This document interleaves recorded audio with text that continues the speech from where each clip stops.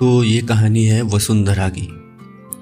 वसुंधरा की तरह आज भी जो इंडिया है इसमें इतने हैं कि जो अपनी माँ को वृद्धाश्रम छोड़ आते हैं। मुझे यकीन नहीं होता यार तुम्हारी सोच कितनी गंदी है। तो हम स्टोरी पे आते हैं। तो स्टोरी में जाने से पहले मैं दो लाइनें कुछ कहना चाहूँगा। काश माँ को समझ पाते हम, काश माँ को समझ पाते हम, शायद नहीं होता कोई वृद्धाश्रम। तो टॉपिक पे आते हैं। ये कहानी है वसुंधरा की। ये कहानी जो शुरू होती है ये होती है उत्तराखंड के गांव से।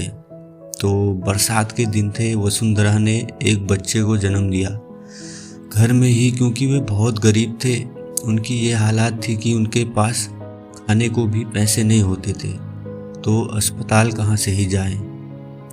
तो बड़ी मुश्किलों से पड़ोसियों की मदद से वसुंधरा ने बच्चे को जन्म दिया। 3 दिन तक वसुंधरा अचेत थी। 3 दिन बाद वसुंधरा को होश आया तो सबसे पहले उसने बच्चे को देखा। उसे खुद की परवाह नहीं थी।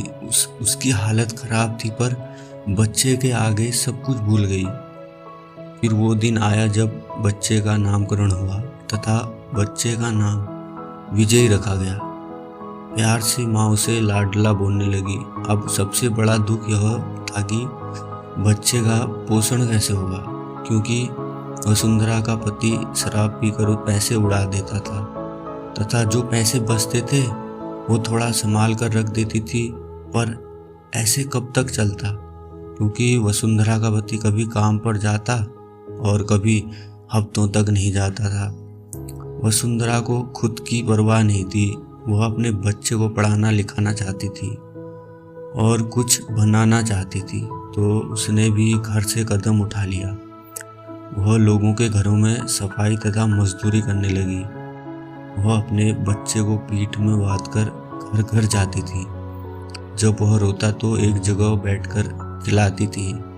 यह बात उसके पति को पता चल गई तो उसने वसुंधरा को बहुत पीटा तथा उसे जो कमाया था वो भी छीन लिया। वसुंधरा रोते रोते सो गई। फिर उसकी जिंदगी में वह मनुष्य दिन आया जब उसके पति की मृत्यु हो गई। वसुंधरा का रो रो कर बुरा हाल था। बच्चा भी एक तरफ से माँ को रोता देख रो रहा था। लोगों ने उसका अंतिम संस्कार किया तथा वसुंधरा को भी दिलासा दिया। वसुंधरा को पता था कि दिलासा देना लोगों का काम है। अब वह अकेली पड़ गई थी। वह अकेले में ही बहुत रोती थी, पर उसे सहारा देने वाला कोई नहीं था। तो उसने फिर से लोगों के घरों में काम करना शुरू किया। कई लोग तो उसकी मजबूरी का फ़ायदा उठाते और उसे ताने मारते और उसे गलत गलत काम करने को भी बोलते थे।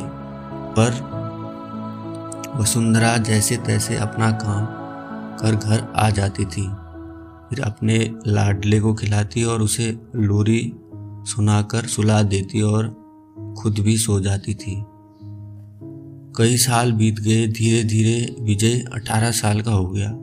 अब वह अपने काबिल हो गया था। अब वह अपनी माँ को काम व उसकी कहानी सुनकर रोने लगता था।